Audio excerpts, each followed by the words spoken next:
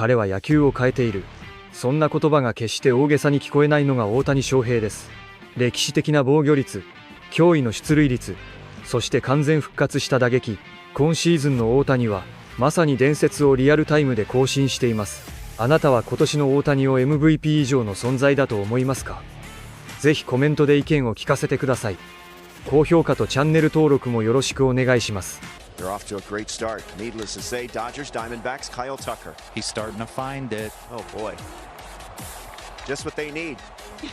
Just lay in the weeds, look up, 282, 32. It's so good to see something work out for the Dodgers. I'm glad that that's happening. 2-run homer for Kyle Tucker, his fifth. Freddie Freeman, all he does is rake, specifically at this yard, makes it 4-0. Gabriel Moreno in the fourth. Shohei Ohtani's got a perfect game going until Moreno. No, I'm serious, he did. That's so stupid. That's a double. But can I tell you that Shohei Ohtani, 6 innings, he pitched for 2 Pete's hits, Tacos in my 6 strikeouts. He's got a .74 ERA, third lowest ERA through 10 starts all time since ERA became an official stat. And one more note, he leads the National League in on-base percentage. Look at this. I went to MLB.com and the headline is Ohtani has the best of both worlds working in the desert. You walked in and you said, because for the past, month, Robert? D-Rose says, I'm done. I like my Shohei Ohtani hitting. To concentrate on hitting. And now you're back in love. I got used to him that way. He was hitting 50 bombs and then to have the ability and singular focus to basically say, this year I'm going to win the Cy Young. He did it 2 years ago when he said, I want to steal bags. Yes. What are you going to work on this year? Well, that's like me saying I would like a six-pack. It's not happening. If you put your time and energy into it. Wait, you wanting a six-pack is the same as Shohei Ohtani wanting the Cy Young? Pretty much. The difference is he's capable of doing it. The early part of the year, his offense was scuffling a little bit. So every time I would check his numbers, he'd be hitting like 245 with 5. You weren't happy. But he had a .7. And I'm like, yeah, but I like my Shohei to hit. He chose violence. He went the other way. Pitching.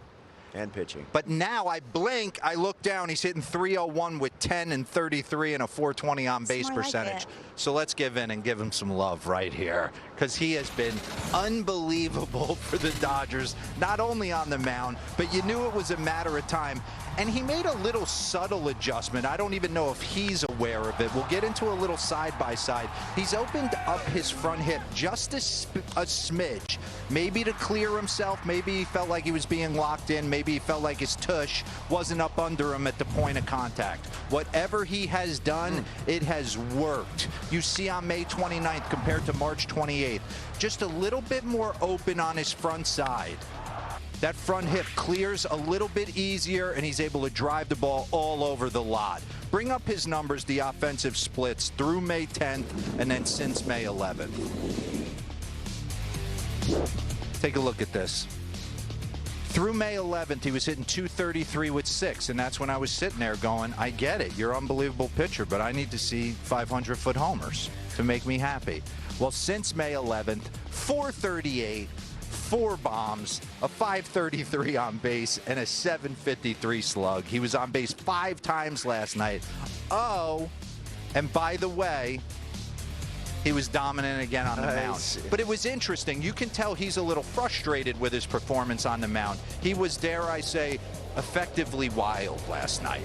All right? I'm going to drop a rainbow curveball, then I'm going headhunting on Nolan Arenado. I mean, we're going dirt angels right there. It's 1-1. Now I got to get back in the box? I don't want any of that. You don't want any part of this. Nope. And then he goes to work, breaking ball, high heater, puts him away. How about my man Fernandez later on in the 3rd inning? And we got the slow-mo, elevated four-seam, cheese at the top of the zone to Nolan. It seemed like every time, we're just going to miss arm side up at his head. You know what you're getting the next pitch. You're getting the exact same pitch because he wasn't happy with the way he executed it. Then he goes frisbee cutter up and away, frisbee slide or sweeper, whatever you want to call it, because he's got 17 pitches. He has been unbelievable. His ranks, ERA he's 1st, fielding independent pitching he's 5th, opponent average he's 1st, opponent OPS he's 1st. You had your he's first... what 90% of the big leaguers did at 12 years old. They dominated their town little league, and then they threw no hitters, and then they had a choice to make. Greg Maddux always used to say that to us on the plane, because we used to get annoyed when he was taking his golf clubs and making more money than everyone, obviously, and leaving, and we're like, where are you going? He's like, you had a choice in Little League. You chose to hit. You chose wrong. Shame on you. Shame on you. We are fortunate. I said this earlier. We're fortunate to witness two unicorns right now in our lifetime. Shohei Ohtani and Victor Wembanyama. Yeah. Now, granted, Wembanyama wasn't enough for the Knicks last night, but to see these two guys that may be potentially revolutionizing their sport at the same time, it's pretty incredible. Let's take a quick time out. When we come back, Paul Skeens knows a thing or two about pitching, but pew pew pew pew pew, lasers, pew pew pew pew. What's going on, everybody? No Marcus Grant as you can see, so it's a little bit weird when I'm doing the lasers by myself. But that's a fun thing that I can do. And hey, thank you, Matt. Matthew Moreno joining me today while Marcus is on vacation from Dodger Blue. Thank you very much, Matt, for joining us. How's it going? What do you think of last night, real fast? Yeah, well, first, thanks for having me on. I'm glad to be back on with you. I felt like can I call it my triumphant return after, a few appearances last season. After watching last night's game, I think, Shohei Ohtani reminded everybody that he's still Shohei Ohtani, despite some of the claims that maybe he needs to pick pitching or hitting that I know we were dealing with about a month ago now at this point. Yeah, that's not a thing, and that's never going to be a thing. So, yeah, I will get into all of the Shohei Ohtani things in just a second, but I want to remind you that the Blue Review is powered by LAX. We're taking off. Learn more about all the incredible changes happening now at LAX by going to lawa.org/ESPN. And you were just mentioning Shohei Ohtani. This man is an anomaly. I try to go back and forth. We talk a lot about Shohei just on every show, on everything that's going on, but I feel like at the same time, we don't talk about him enough. There's just so much that what he did last night was pretty incredible, Matt, where he went 3 for 4, was on base 5 times. He went 6 innings. He allowed no runs, only 2 hits, 1 walk. I mean, what can you say about Shohei that we haven't said before, but also need to keep saying? I think he's the best player in MLB history, right? Like he's doing hitting alone is difficult. Like there's a reason, these major leaguers, these Hall of Famers talk about, hey, you fail 70% of the time, you still get into the Hall of Fame type thing. Hitting alone is challenging. Then being, a top, at worst, 10 pitcher in baseball, top 8 pitcher, top 5 pitcher in baseball, depending on, what season and what, if you want, how generous you want to be. And he's doing both of those. And I know that the Dodgers have changed how they're sort of managing his workload and things like that and giving, he's going to have the night off tonight, not be in the lineup. So manage getting some rest to avoid fatigue and all that. And I know he had the 2 games off earlier. But yeah, I mean, I think it just, we take for granted still as much as we try not to, like just how good he is. Yeah, I've been trying to put it into words about how I wanted to say this. I'm like, should I just read off stats, what he's done since as a pitcher, what he's done as a hitter since, what was it? It was May 12th. I think he had a home run and then he took 2 days off. And since May 12th, that day when they came back into lineup, I think it was May 15th, has been absolutely on a tear and in hitting multiple hit games and doing all this while also having a 0.74 ERA and a 3.01 average. Like it's just crazy. Like, is the only way to do it to put it into numbers terms, or is there a way to say, like, I mean, just we just don't see this very often. I know you saw it a little bit more in Anaheim because this is the first time we've actually seen him hit and pitch at a full level. But Anaheim didn't count. That's just minor leagues. That's not a real team that's there. So this is now a real team that he's winning multiple back-to-back World Series championship, and he's doing it on this team. it's insane to me, and I don't know what else to do about it. Yeah, I mean, I think you have to read the stats, right, to help sort of contextualize everything. I mean, his ERA is, you mentioned, his 0.74 ERA. It's the 3rd lowest, through 10 starts of a season. Since I believe there's a qualifier there. I forget if it's a live ball era since 1920-ish type thing. I mean, yeah, we could go on and you mentioned, obviously, over on Dodger Blue, like when we have our live shows, it gets hard not to discuss Shohei Ohtani because it seems like every single night he's doing something. And, even last night and the last 2 starts, frankly, his pitching starts, if you want to look at, both times Dave Roberts said, he wasn't really sure what the Dodgers were going to get from Ohtani. And sure, like there was a little bit of a challenge for him. His command was off, but he still got through those without. Right. Yeah. Like he still got through those. It's not like Dave Roberts said that and then Ohtani gave up 3 runs type thing. I mean, he was still a remarkable pitcher.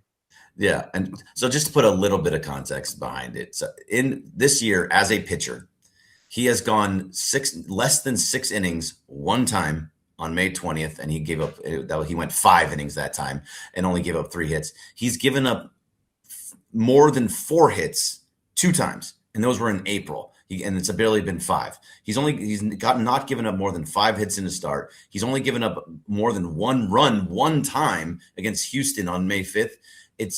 He's gone on such a tear that, I mean, the MVP right now is locked up. I don't think as long as he finishes the season, in my mind, it's his. I don't care what Schwarber does. Schwarber can hit 65, 70 home runs, break the home run. He can hit 75 home runs. At this point, it's not going to matter because no matter what, he hits those 75 home runs and Shohei does both of these things that he's doing.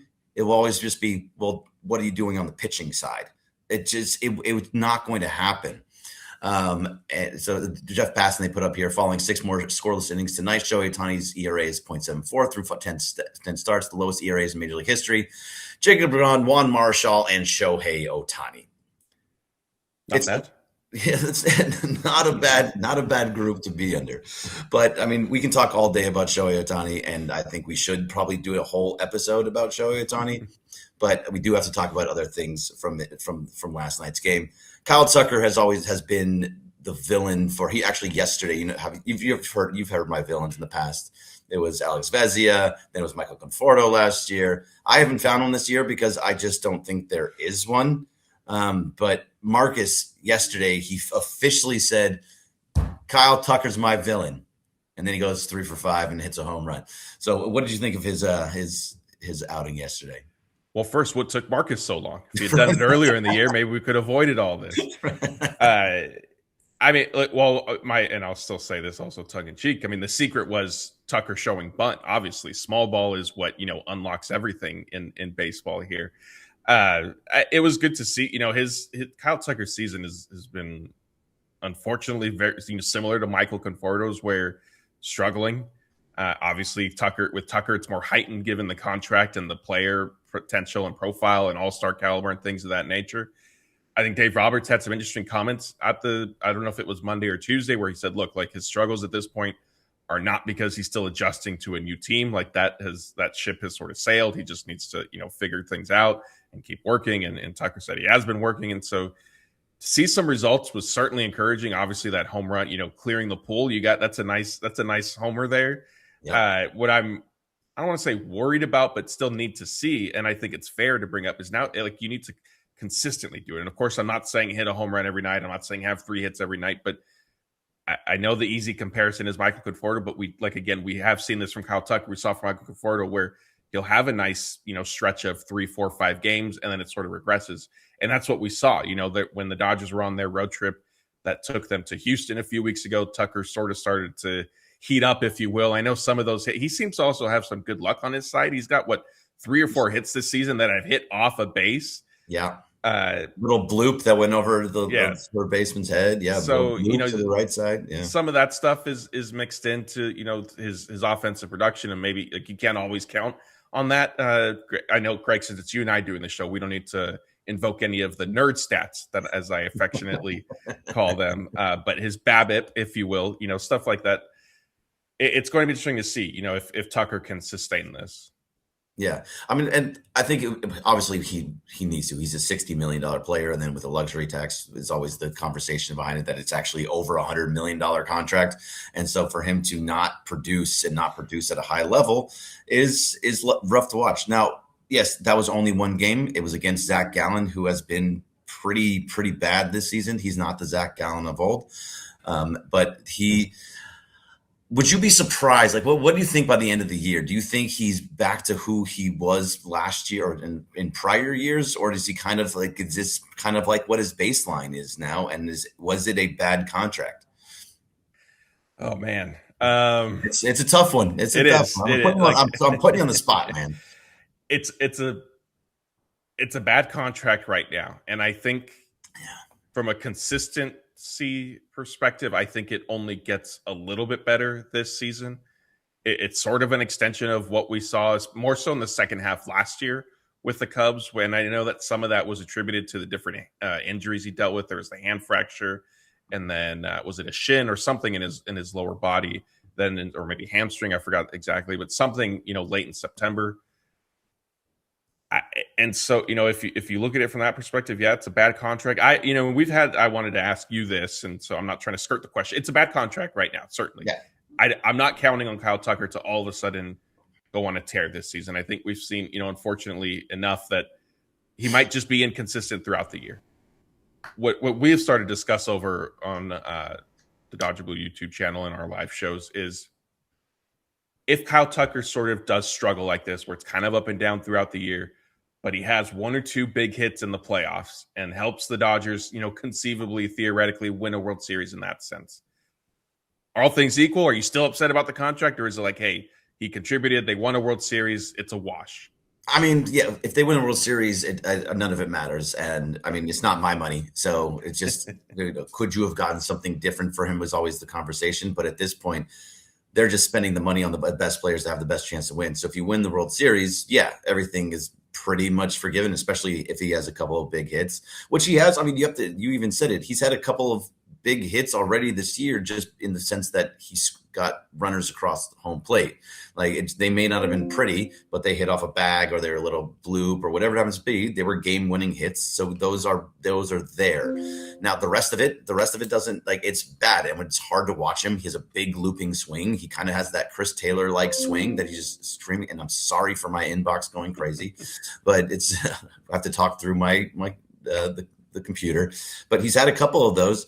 It just feels like, he's yes, if all things equal, if they win the World Series, all is forgiven. Now, do they want him to bring him back if it's after his option years and all those different types of things? That's a real question.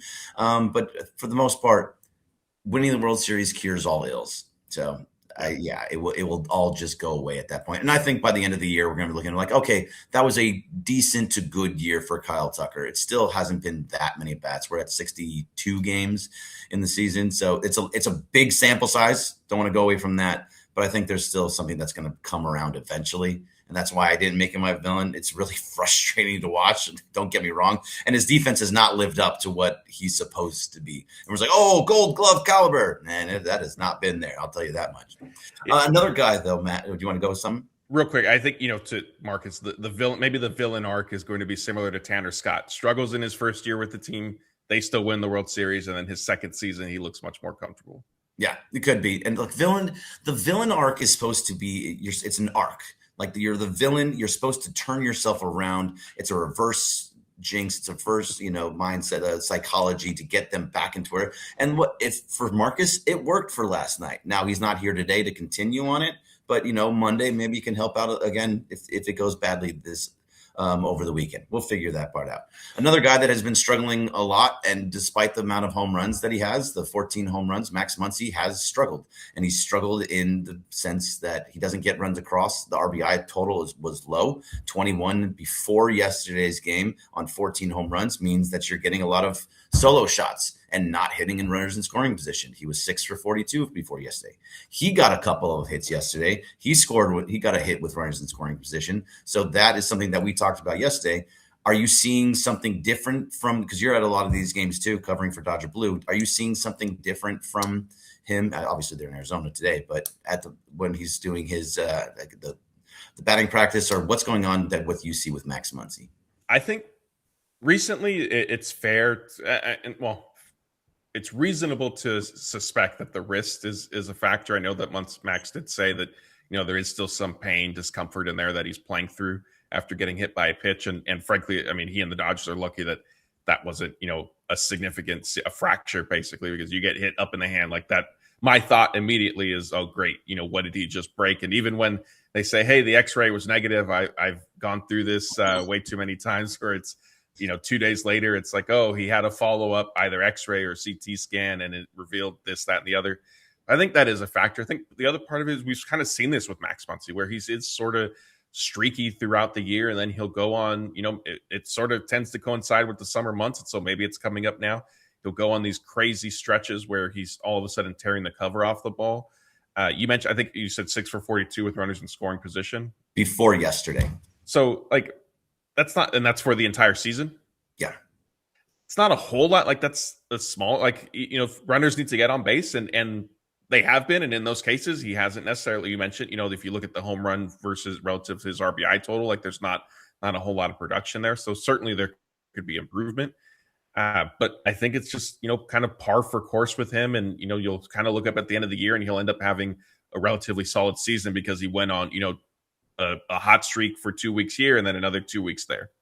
Yeah, totally agree with you. And like, he's going to end up with 35 home runs because that's what he does. He hits 35 home runs and he does what he needs. And he comes up when we need him to come big in the playoffs. So nothing wrong with Max Muncy. It's just something, you know how it is. We talk about him every day. We got to point out when the things are good and when things are bad. And he was a little bit on the struggle bus. Even the broadcast last night was saying this was a game that Max Muncy needed. He was having a rough time in the cage before the game the day before, and he felt better about his swing going into yesterday's game. And then he got a couple of hits. So maybe he did figure something out, whether it's like he felt better with a tweak in something and he's feeling healthier, or he just made a slight mechanical change. Whatever it was, it worked yesterday. What's not working is for Mookie Betts. Now, Mookie Betts has been somebody that we talked about a couple times this year on the show. And his trajectory since 2023 has been a steep decline, where it's just the OPS and just the hitting in general is just drop. Now, granted, last year he said, you know what, F it, and I'm just going to do what I can. And he went 300, started hitting 300 with a 900 OPS going into the playoffs. So from August through October, he was great, or September through October, he was good. So now he's in that little spot again. He had a game where he had the multiple home run game. Then he had 3 hits the other day. He went 0 for 5 yesterday, and he touched 200 on his batting average the day before, not yesterday, the day before. And for one at bat, he had 200, and then it dropped back down, and now it's back below 190. What's going on with Mookie Betts? Yeah, he's a weird case, and you've mentioned kind of the decline he's been on. I think we have to point out, and it's not to make an excuse for him, but he did have the hand fracture. He did have the toe fracture. He did, then have that weird virus. He did have the oblique. Like, if you want to, look at the, you're drinking coffee. If you want to look at your cup as half full, like those are the reasons you can sort of say, hey, half full. This is why, like, Mookie Betts can still be productive. I think with him, a lot of it is honestly just sort of reestablishing what expectations are. Is he going to be the MVP that he was with the Boston Red Sox and MVP caliber player he was early in his Dodgers career? Probably not. And I think that's fair to say. I think it's unreasonable to expect him to do that. Should there be, better production from him than what the Dodgers have been getting? I think certainly. And I don't know, like, is it just like kind of everything has sort of added up and worked against him, injuries and time missed and things like that now he is in such a hole he can't fight himself out of? I don't want to believe that, but obviously, like, as more time continues to pass, it certainly does get more and more concerning. That being said, at least, they are getting pretty good shortstop play from him, which, I mean, Mookie has handled shortstop at a higher level than I thought he was going to be able to, frankly. So it's a testament and credit to him. I know that one of the popular narratives that started to form was that was what was to blame for his hitting struggles. I don't think that that's the case now. But yeah, I mean, it's interesting, and there certainly is reason. Like, I think the expectations with Mookie, and it sounds funny because he's Mookie Betts, 4-time champion, this, that, and the other, perennial all-star. I think you just need to sort of reset expectations from him at this point. He's almost like I don't want to say it because it tends to be a knock for player, but kind of a glove-first shortstop right now. That's crazy to say about a guy that just moved from right field to shortstop full time to be a glove first shortstop. It's like he's Gold Glove caliber shortstop, right, but his bat is soft. I mean, it sucks to say about Mookie Betts too. Now, we talked about villains and like how Kyle Tucker's Marcus's villain. I don't have one this year. I will never make Mookie Betts my villain just for what he has done for this team. I understand that it's pop-up Mookie is back, ground-out Mookie is back. His offense is a struggle, but you give me 3 World Series rings, and guess what? You are now exempt from all villainy. That's all gone. What do you do with him, though? Because now he's sitting in that 4 spot. You already moved him down from the 2 to the 4.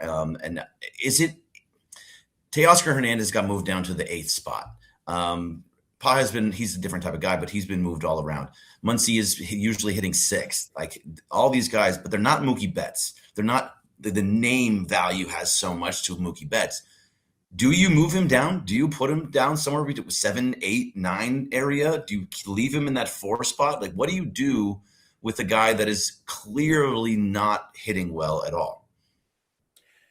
It's not going to be a popular answer. I would probably just leave him. I mean, first of all, and I'm answering that from the standpoint, and maybe it's not fair or right of me.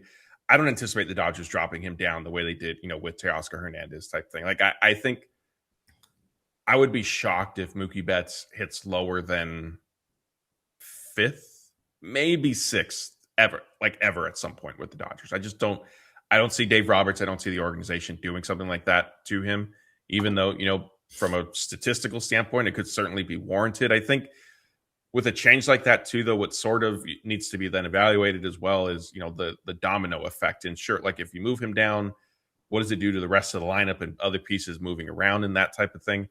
I'm also somebody, and it's not panning out, obviously, I'm somebody who sort of believes in lineup protection. And I think, theoretically, if you have Mookie quote unquote protected with somebody in front of him, somebody behind him, like pitchers are going to give him something to hit, if you will. And whether Mookie or Betts does something with that or not, obviously, is to be determined. He really hasn't more times than not so far, and so that's fair. But I think, again, like I'm trying to separate what I think how I think the Dodgers handle it versus like what I would specifically do, and I don't see him honestly getting dropped down to the lineup.